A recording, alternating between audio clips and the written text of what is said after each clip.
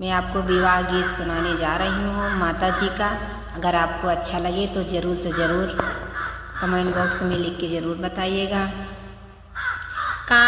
आओ भवानी माता बैठो मुआरे अंगने, देवई सतरंगिया बिछाय, घियाना गुड़ा कई माता मिया करऊ भाई, जाऊ जगी पुरायऊ हमार।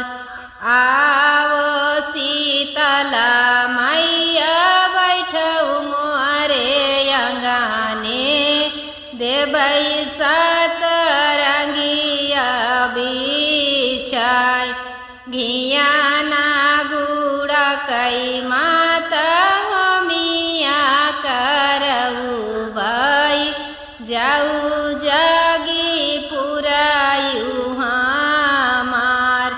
आवो कामखन मैया बैठऊ मोरे अंगने, देवई सतरंगिया बिछाय, घियाना गुड़ा कई माता मिया करऊ भाई, जाऊ जगी पुरायू हमार।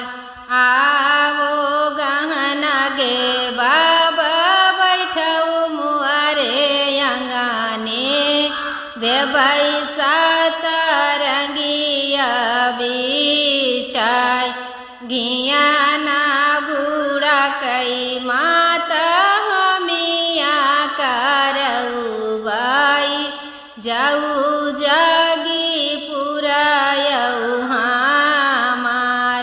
आवो भिखदस बाबा बैठऊ मुआरे अंगने, देवई सतरंगिया बिछाय, घियाना गुड़ा कई माता मिया करऊ भाई, जाऊ जगी पुरायऊ हमार।